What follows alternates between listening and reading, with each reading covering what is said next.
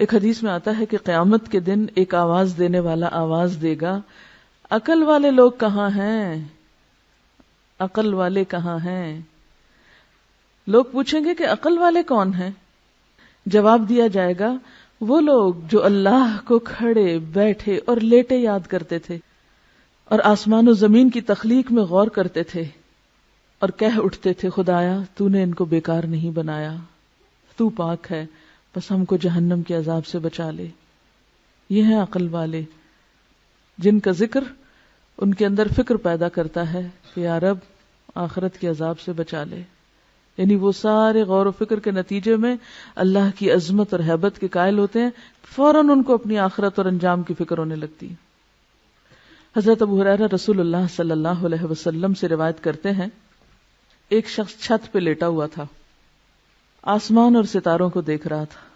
دیکھتے دیکھتے اس کے دل پر اللہ کی ایسی ہیبت آئی، ایسا عظمت کا احساس ہوا کہ بولا خدا کی قسم مجھے یقین ہے کہ تمہارا پیدا کرنے والا کوئی ہے، تم خود نہیں بنے۔ یعنی ستاروں کو دیکھ کے وہ کہتا ہے اے اللہ تو مجھے بخش دے، تو جو بھی ہے تو مجھے بخش دے۔ اسے کوئی پتہ نہیں کہ پیغمبر کون ہے، کتاب کیا ہے، کچھ نہیں، وہ صرف نشانیوں کو دیکھ کر اپنے رب کو پہچان رہا ہے۔ کیونکہ جو واقعی اللہ کی عظمت اور ہیبت اور قدرت اور کمال کو جان لیتا ہے نا، تو اس کے دل میں پہلا خیال یہ ہے کہ اللہ پھر تو مجھے بخش دے، مجھے معاف کر دینا، میں بہت چھوٹی چیز ہوں، بہت گناہ گار ہوں۔ جب کوئی اللہ کی قدرتوں کو دیکھتا ہے تو اس کو اپنی کوتاہیاں یاد آتی ہیں نا، اپنا آپ حقیر نظر آتا ہے، اور جو اللہ کی قدرتیں نہیں دیکھتا اس کو اپنی ہی بڑائیاں اور اپنے ہی آرٹ اور اپنی ہی ذہانتیں اور اپنے ہی کمالات پھر اس کی نگاہوں میں سمائے رہتے ہیں، میں یہ بھی ہوں اور میں وہ بھی ہوں اور میں ایسا بھی ہوں اور میں ویسا بھی۔ یہ سارے تکبر نتیجہ ہے اس بات کا کہ ہم نے اپنے رب کو نہیں پایا، پھر سارا وقت دھیان اپنی ہی تعریفوں اور اپنے ہی کمالات کی طرف لگا رہتا ہے۔ تو اس میں ایک اور بات یہ بھی پتہ چلتی ہے کہ تنہائی میں یاد کرنا رب کو، اور اپنے انداز میں یاد کرنا اور واقعی یاد کرنا، کسی رٹے رٹائے جملے کی شکل میں نہیں یا کسی بنے بنائے سانچے کے طریقے پر نہیں، بلکہ حقیقی معنوں میں رب کو یاد کرنا۔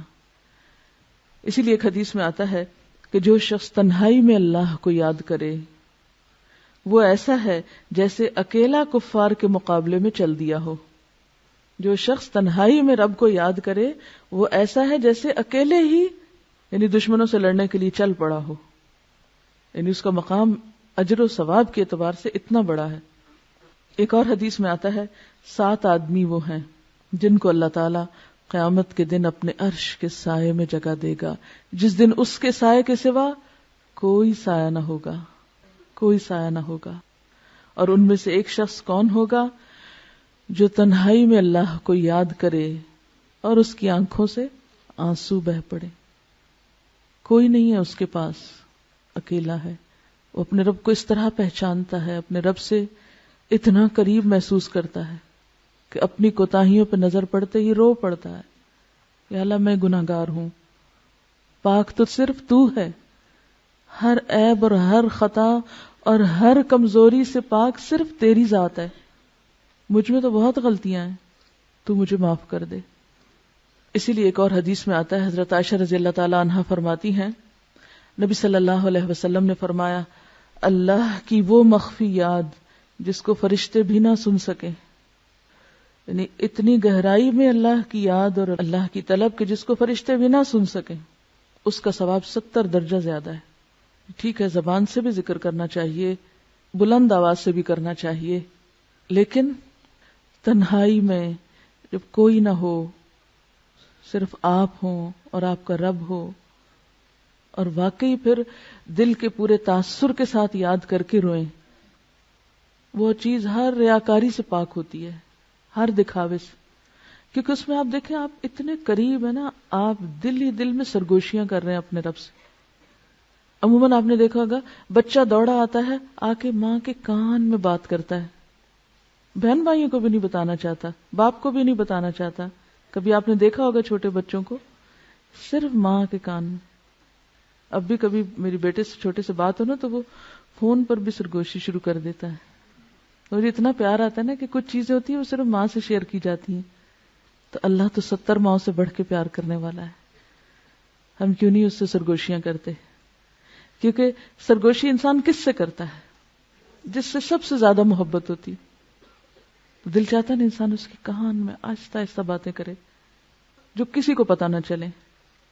تو جنہیں اللہ سے شدید محبت ہوتی ہے وہ اللہ سے بھی اسی طرح چپکے چپکے دل میں بھی پکارتے ہیں اس کو اور سرگوشیاں کرتے رہتے ہیں. اور پھر جب وہ ڈوبتے ہیں اندر تو واقعی ان کے منہ سے ایسے کلمات والہانہ انداز میں نکل جاتے ہیں کہ جس میں اللہ کی بے پناہ حمد ہو. عبادہ بن صامت نے آپ سے روایت کیا ہے رسول اللہ صلی اللہ علیہ وسلم سے کہ بہترین ذکر خاموش ذکر ہے، یعنی جس میں اللہ کی یاد ہے اور غور و فکر بھی اللہ کی تخلیق پر ہو رہا ہے. اور بہترین رزق وہ ہے جو کافی ہو، کفایت کرے، کفایت کرے، کفایت کرے. ایک حدیث کے مطابق آپ نے فرمایا اللہ کو ذکر خامل سے یاد کیا کرو. پوچھا کہ ذکر خامل کیا ہے؟ فرمایا مخفی یاد، ایسی یاد جو سب سے چھپی ہوئی ہے. اور اسی کے بارے میں فرمایا جو ایسا کرے گا اس کے گناہ معاف ہو جائیں گے خواہ وہ سمندر کی جھاگ برابر ہی کیوں نہ ہو. تو یہ جو صحابی کے منہ سے الفاظ نکلے تھے یہ کوئی معمولی الفاظ نہیں تھے، انتہائی محبت بھرے اور اللہ کی شدید محبت میں ڈوبے ہوئے الفاظ ہیں. ربنا ولک الحمد حمدا کثیرا طیبا مبارکا فیہ، یعنی جیسے بس نہیں چلتا کہ اور کیا کیا کہہ ڈالے. اسی لیے اللہ تعالیٰ نے 30 فرشتے مقرر کیے کہ تم اٹھاؤ اس کے ثواب کو، تم لکھو اس کو. حضرت عبداللہ بن ابی اوفا رضی اللہ عنہ روایت کرتے ہیں کہ جب رسول اللہ صلی اللہ علیہ وسلم رکوع سے اٹھتے تو قوم میں یہ دعا پڑھتے تھے سمع اللہ لمن حمدا اللہم ربنا لک الحمد ملء السماوات وملء الارض وملء ما شئت من شیء بعد. اللہ نے سن لی اس بندے کی بات جس نے اس کی تعریف کی. اے ہمارے اللہ، اے ہمارے رب، تیری ہی لیے ساری تعریف ہے، آسمان و زمین اور ہر اس چیز کے بھراؤ کے برابر جو تو چاہے. یعنی میں تیری تعریف کر رہا ہوں اتنی جس سے آسمان بھر جائیں، جس سے زمین بھر جائے، اور پھر اس کے بعد جو بھی چیز تو چاہے بھر جائے، کیونکہ میں تو پتہ نہیں اس کے بعد اور کیا ہے. ہم تو آسمان و زمین ہی کو جانتے ہیں نا، بس یہی نام آتے ہیں، ہمیں کیا پتہ ان آسمانوں کے پیچھے کیا ہے.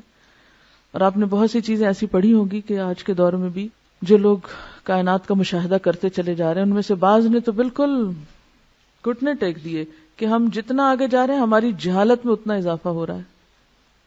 تو اسی لیے آپ صلی اللہ علیہ وسلم کس طرح اللہ کی تعریف کرتے تھے، وہ ملء ما شئت من شیء بعد، کہ اللہ اس کے بعد اپنی تعریف سے تو جس چیز کو چاہے بھر دے، وہ تیرے علم میں ہے کہ وہ کیا کچھ ہے. حضرت ابو سعید خدری رضی اللہ عنہ فرماتے ہیں کہ رسول اللہ صلی اللہ علیہ وسلم جب اپنا سر رکوع سے اٹھاتے تو یہ دعا پڑھتے تھے ربنا لک الحمد ملء السماوات والارض وملء ما شئت من شيء بعد اهل الثناء والمجد احق ما قال العبد وكلنا لك عبد اللهم لا مانع لما اعطيت ولا معطي لما منعت ولا ينفع ذا الجد منك الجد.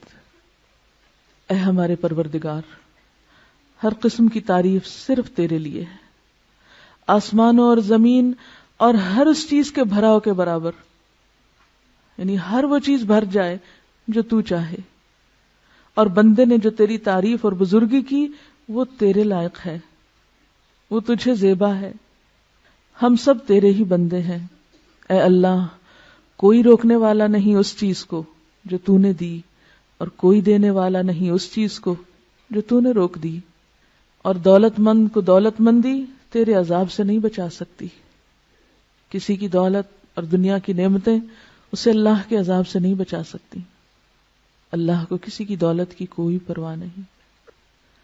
کس قدر خوبصورت الفاظ ہیں تعریف کے یہ، لیکن ہم اپنی لا علمی کی وجہ سے ان سے محروم ہیں. مجھے بھی تھوڑا ہی عرصہ پہلے، 2 سال پہلے رمضان گزارنے کا اتفاق ہوا حرم میں. تو جو رات کے پچھلے پہر کی نماز ہوتی تھی اس میں دیکھتی تھی کہ رکوع پہ جاتے ہیں تو اٹھنے کا نام نہیں لیتے، سجدے میں جاتے ہیں تو دم گھٹنے لگتا، جان نکلنے لگتی، وہ سجدے سے سر نہ اٹھاتے، قومے میں کھڑے ہوتے تو دوبارہ لگتا بھول گئے ہیں نیچے جانا. تو میں کہتی تھی اتنا کیا پڑھتے ہیں. اس کے بعد مجھے تجسس ہوا اور یہ دعائیں پھر میں نے یاد کی. زندگی ایسے ہی گزر گئی، توجہ ہی نہیں کی اس طرف. ٹھیک ہے فرض نمازوں میں یہ سب کچھ، اور خصوصاً جب لوگوں کو نماز پڑھائی جا رہی ہو اس وقت یہ سب کچھ نہیں ہو سکتا اور نہ کرنا بھی چاہیے، کیونکہ یہ تو تنہائی میں نفل نماز میں اللہ کے ساتھ الگ ہو کر یا آخری رات کی نماز میں یہ راز و نیاز ہو سکتے ہیں.